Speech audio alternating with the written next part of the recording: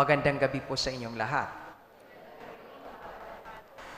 Alam nyo nung nasa seminaryo pa ako, sa seminaryo, ang mga kabataan po ay hinuhubog na humawak ng katungkulan at an early age. Ako halimbawa, yung katungkulan ko, ako po'y naging infirmarian. Alam niyo pong infirmarian, in charge sa mga may sakit. Dahil daw ako'y payat. Mas payat pa ako noon eh. Alam niyo, isang mahalagang katungkulan sa seminary na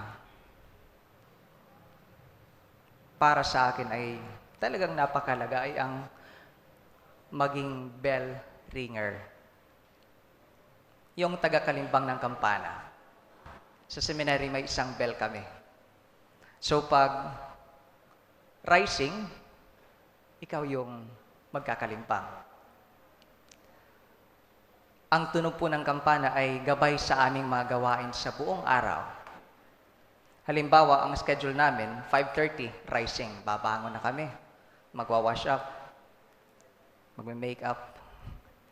Hindi. Pagkatapos, maghahanda kami para pumunta sa chapel mag-morning prayer. Pagkatapos ng morning prayer po ay mag-house cleaning. Marunong din kami magwalis mag-house cleaning. Pagkatapos mag-house cleaning, breakfast. Pagkatapos mag-breakfast, mag-prepare para sa klase. Tapos lunch. Pagkatapos ng lunch, mag-siesta. Pagkatapos mag-siesta, balik sa klase. Pagdating ng alas 4, recreation time po. Lahat maglalaro. Basketball, table tennis, kung anong meron. Pagkatapos ng recreation, maghahanda na naman po para sa chapel, para sa evening prayer. Pagkatapos ng evening prayer po, dinner. Pagkatapos ng hapunan, mayroon kaming tinatawag na paseo. Maglalakad-lakad sa labas for 30 minutes. Pagkatapos ng paseo ay study period. Magbabasa kami, mag-aaral kami. For an hour and a half. Mga ganon, kahaba. Pagkatapos mag-aral, pupunta na naman sa chapel para magdasal. Tinatawag namin night prayer. Pagkatapos magdasal, maghahanda para matulog. Magre-retouch. Hindi. Yun, maghahanda, mag-toothbrush, tapos, I think 10 o'clock, lights out na yun, lights off, lahat. So, tulog ang lahat. Yan po ang schedule namin for the whole year. Every day yun. For the whole year. Mayroong slight changes pag Saturday at saka Sunday. Friday, mayroong kaming, naalala ko noon ewan ko ngayon. Noon, mayroong kaming film viewing. Every Friday. Friday lang. Yun po ang schedule sa seminary. So, pag bell ringer ka po, ang ina-assign na bell ringer po ay yung palatulog. So, kung palatulog ka na ako, good luck sa'yo. Bell ringer ka. Mayroon kang relo, ikaw ang timekeeper. At mahalaga po to. Dahil kung hindi on time, apektado ang lahat ng schedule. So, magsusumikap talagang gumising ang isang bell ringer. Gabay po namin ang tunog ng kampana, ang kalimbang ng kampana.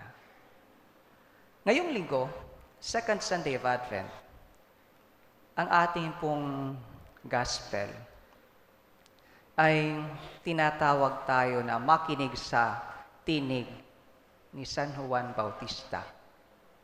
Makinig sa tinig o sa tawag ni San Juan Bautista. Gustong pasundan ang tinig ni San Juan Bautista. Tinatawag po tayo. Mayroong guidelines, mayroong mga instructions si San Juan Bautista. As bahagi sa ating paghahanda for the Kapaskuhan, para sa Kapaskuhan. At tatlong bagay po ang pinapaalala ni San Juan Bautista.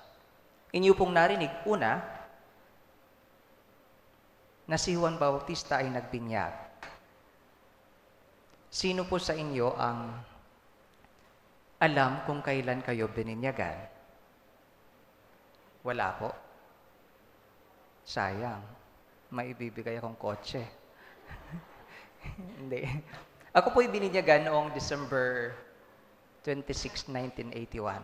Hindi ko naalala, ni-research ko kung kailan ako bininyagan. December 26, 1981. So, bata pa po ako, 18 pa lang po. Gusto ni San Juan Bautista ipaalala ang mga biyayang natanggap natin sa binyag. Review, ang mga biyayang natanggap natin sa binyag. Ano kaya itong mga to? According to the Catechism of the Catholic Church, 3 po. Una, forgiveness of sins. Napatawad ang ating kasalanan, both original and venial sins. Alam nyo, sa binyag, isang gamit na ginagamit ay ang tubig. At ang tubig po ay puno ng kahulugan. Ang tubig po ay pwedeng maging simbolo ng buhay at pwede rin maging simbolo ng kamatayan. Maraming tao o hayop ang nabubuhay sa tubig. Ngunit mayroon din namang namamatay dahil sa tubig. At sa binyag po, noong unang panahon, ang binyag po ay talagang full bath. Ang buong katawan nyo, full bath. To baptize means to be immersed. So, i-immerse ka sa tubig. Nang ibig pong sabihin, ang buhay natin ay nai-immerse sa buhay ni Kristo. Sa buhay ni Kristo. Ang tubig po ay simbolismo rin ng paglilinis. Diba? Pag naliligo tayo, nalilinisan tayo, nare-refresh. So, forgiveness of sins. Pangalawa, sa pamamagitan po ng binyag, we become sons of God. Maalala nyo sa binyag, di ba? Tinatanong ang pangalan ng bata. Hindi sinasali yung family name ninyo. Dahil lahat naman po tayo ay bininyagan sa ngalan ng Ama at ng Anak at ng Espiritu Santo. Tayo'y nagiging Kristiyano. Third, tayo'y nagiging bahagi ng pamilya ng Diyos, nagiging bahagi ng kanyang simbahan. At nagiging sharer po tayo sa misyon ng simbahan. So ito yung mga malaking biyaya na ating natatanggap sa binyag. Siguro isang bagay na dapat natin gawin ay as part sa paghahanda ay ang pagpapasalamat sa Diyos sa mga biyayang ito. Pagpapasalamat sa Diyos sa mga biyayang ito. Second thing, atin pong narinig sa gospel na si San Juan Bautista, he mentioned about repentance, pagsisisi. Ano nga po ba ang pagsisisi? Ito ba'y pagpapawas ng kasalanan? May maririnig tayong, Father, magkukumpisal po ako dahil gusto kong magbawas ng kasalanan. Ganun po ba? Ang pagsisisi po ay actually pagsusumikap na talikuran ang kasalanan at tahakin ang matuwid na daan o ang kalooban ng Diyos. So, completely tinatalikuran natin. Alam nyo, ang good news today is that very accessible po ito.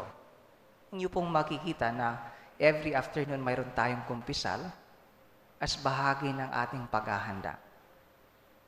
Alam nyo, kahit sa misa, this is pagsisisi. Bago natin tanggapin ang Panginoon sa Word, Liturgy of the Word, nagsisisi tayo, di ba? May nire-recite tayo. Part po siya before receiving God's Word. So, as bahagi ng ating paghahanda, nandyan po ang sakramento ng kumpisal. Lastly, as bahagi ng paghahanda, atin pong nakita na sa buhay ni San Juan Bautista, siya po ay nagkaroon ng simpleng buhay. Ano Tagalog ng simple? Payak.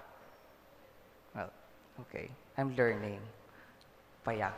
Payak na buhay.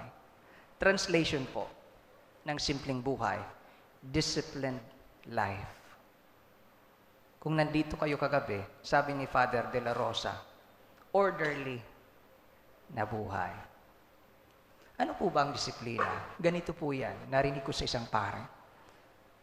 Sa bahay, tinuturuan natin ang mga bata kung saan yung toilet, kung saan yung TV room, kung saan yung hapagkainan. Tinuturo natin, binibigyan natin ng order. Just imagine kung pagpapalit-palitin natin to. 'Di ba?